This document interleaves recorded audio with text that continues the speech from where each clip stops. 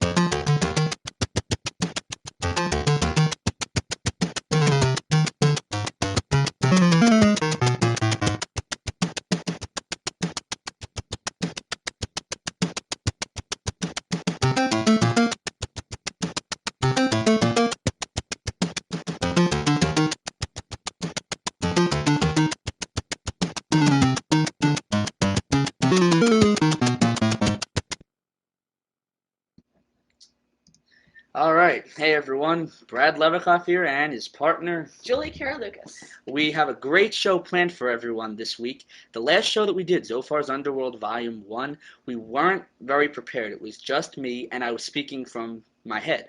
I did not really have a script planned or anything like that. But for this show, we have an agenda, we have a definite program, and we really hope that all of you enjoy it. Julie here, for those of you who don't know her, she has been into emulation for a while. You've been visiting Zophar's domain for about how long? About maybe 2 years now. About 2 years. A pretty long time. So she's up on emulation in the community. She knows what's going on, and she's part of the ZD family now. She will be with us, hopefully, with as many broadcasts as she can, and she'll be helping out. Alrighty, first thing that I do want to talk about is the changes that have been going on to Zophar's domain this past week. We have added some new things to Zophar's domain. Julie, why don't you tell everyone about it? Some of those changes that have been made were particularly noticeable as soon as you load the page would be the drop-down menu bars that are at the top. They're very good for fast access to any part of Zophar's domain. Yep. They're in many of the different pages, so you can access them from pretty much anywhere. And the great thing about this is, let's say you're at ZSNES.com, somebody browses down to our SNES emulators page.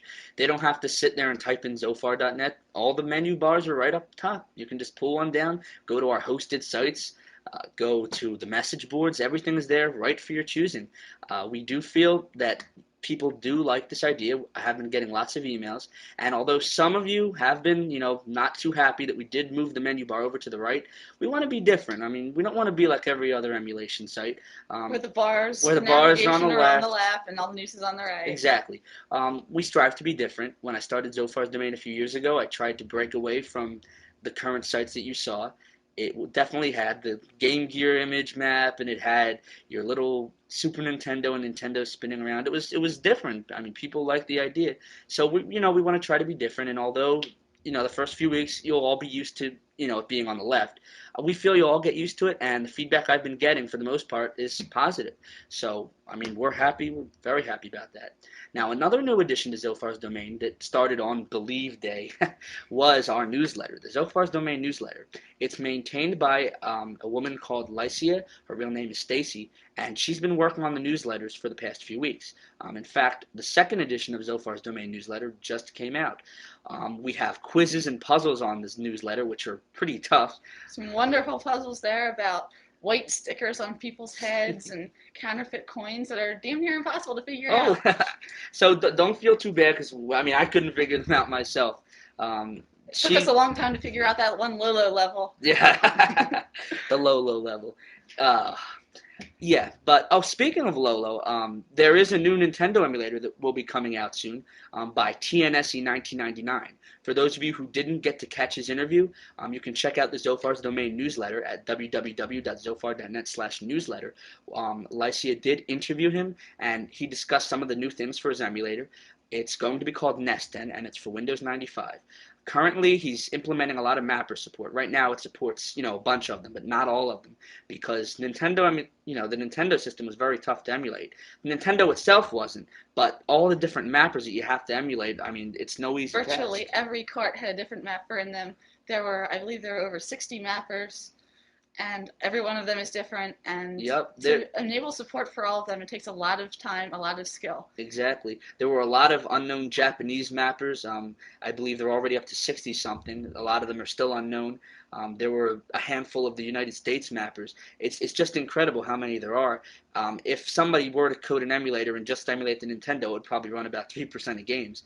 So, I mean, we give a lot of credit to TNSE 1999. He'll be working on sound soon, and hopefully NetPlay if all goes well. So we urge you all to keep an eye out on Zophar's Domain, and we will keep you up to date with how Nesten is progressing. Another site that's hosted on Zophar's Domain right now is Cleric's site. Many of you may have heard of the old news site Newsulator, which was around from 1997 on, and he basically it was a lot like MU News Service. He made sure that the news was up to date as much as he could, get it. He made sure that whenever some story broke, people would find out about it.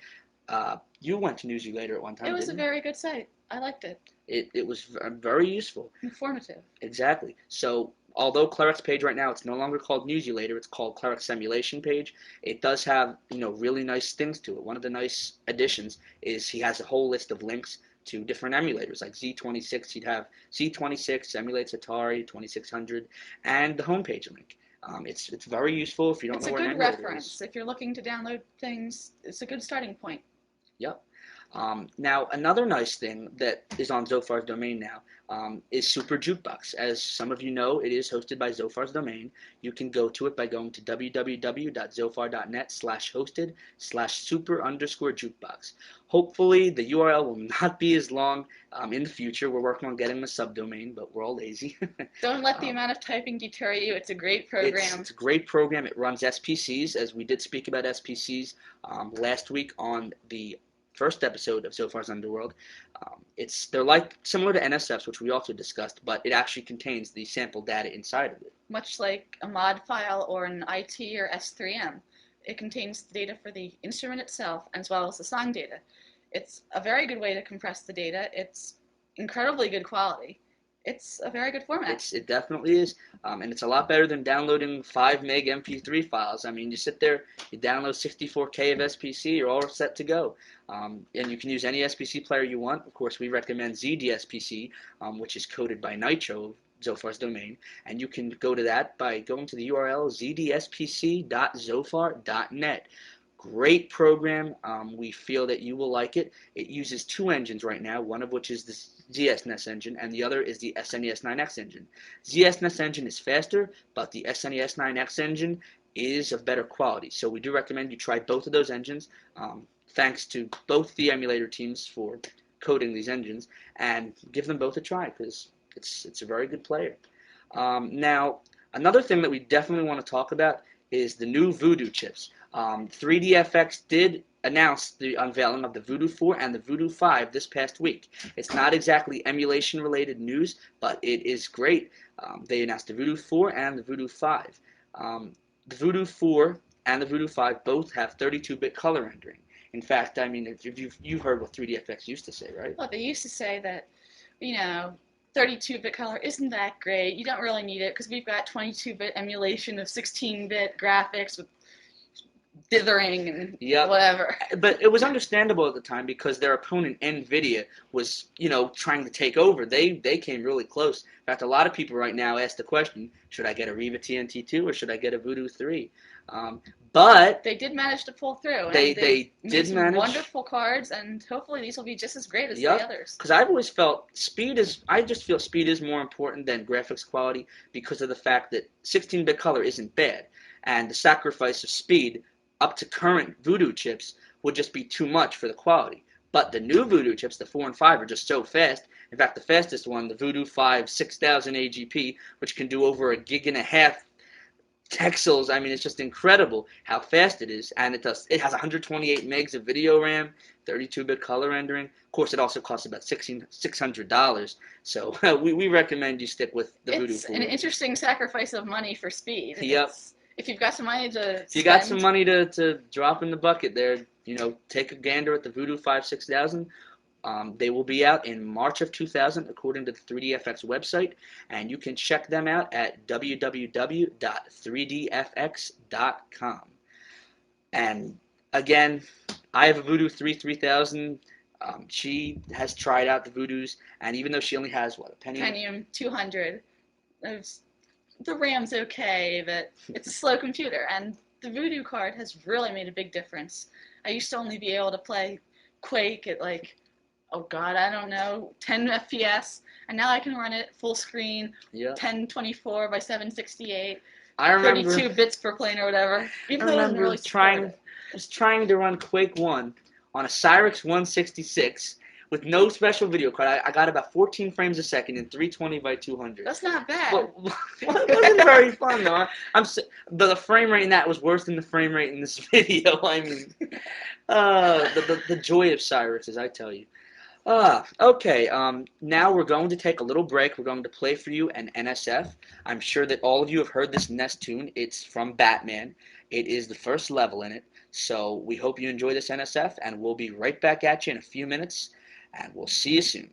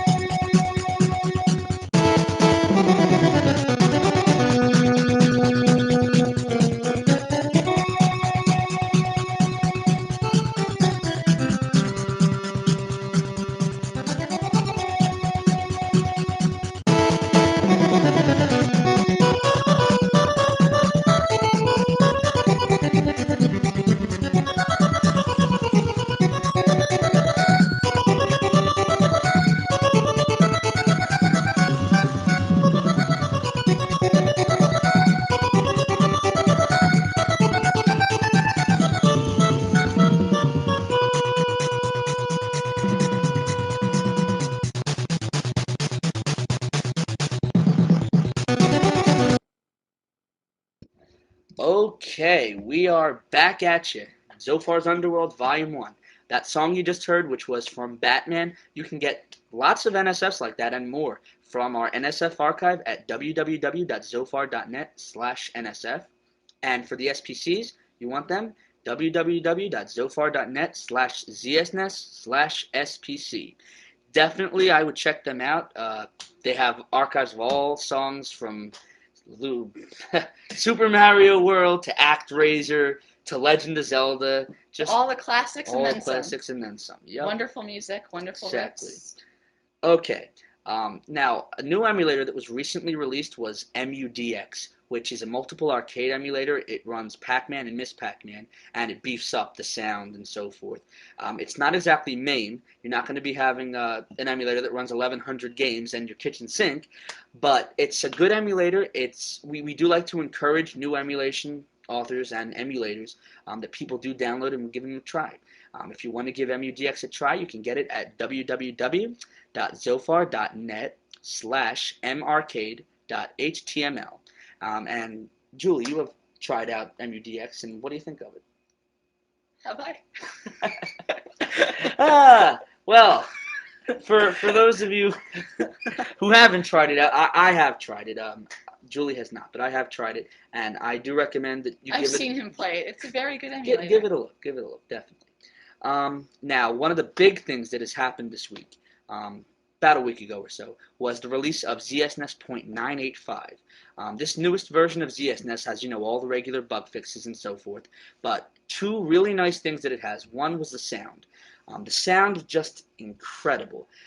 You're going to have all these kind of, wind issues that you had in the old versions of ZSNES, where it sounded like a howling rather than wind. Howling and scratching instead of wind and leaves rustling. Exactly. It was especially noticeable in Secret of Evermore and many other Squaresoft games.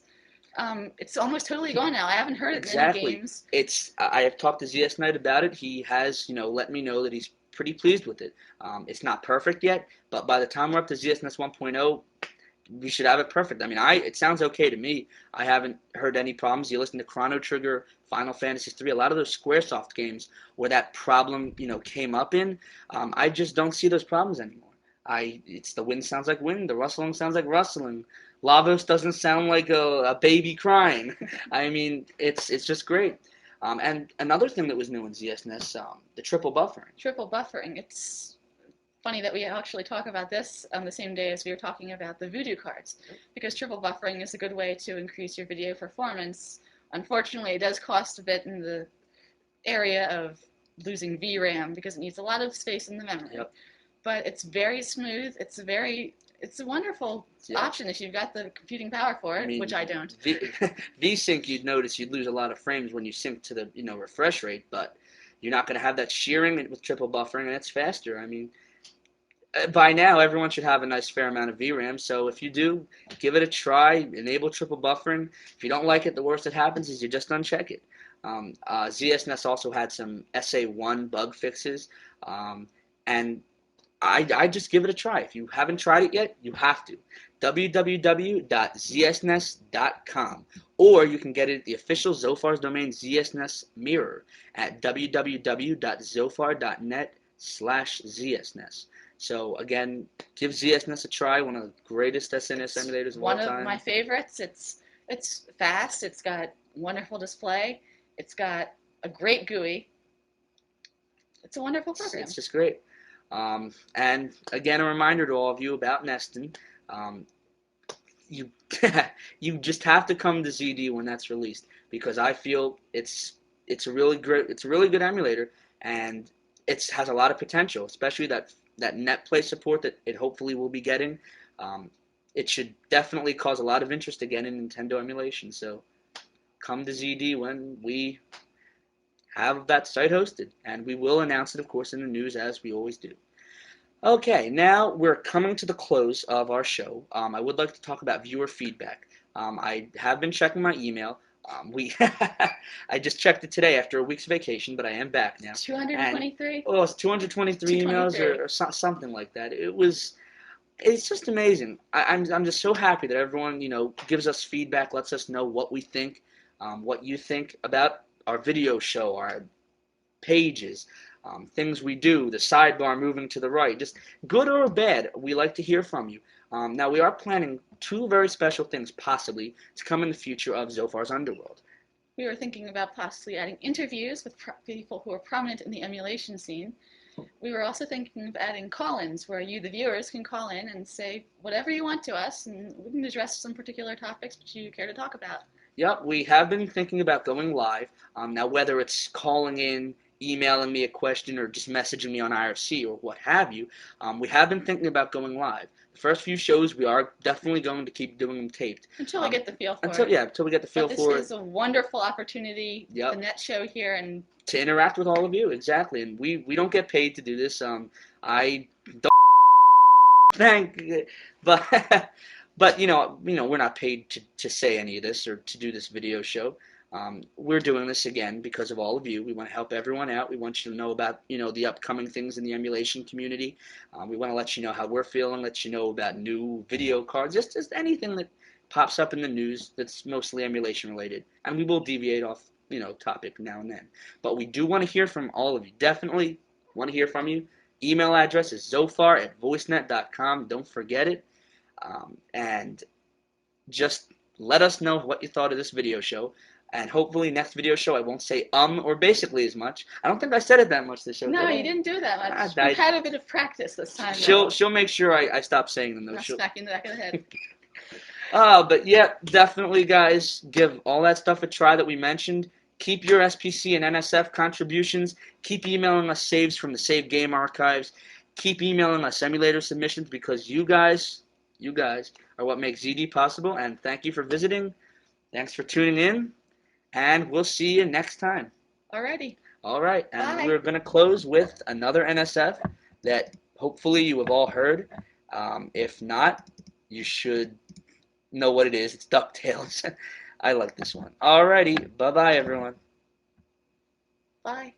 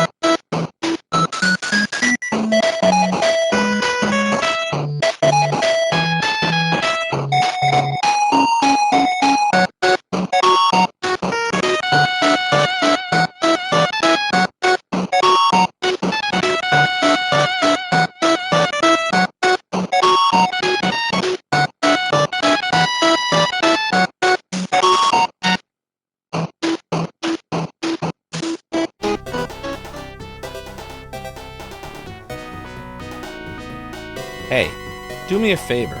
If you enjoyed the content you just watched, please consider a like and a subscribe. It really helps me out and will allow me to make more content for YouTube that you enjoy. Now go, mortals. Mwahahahaha!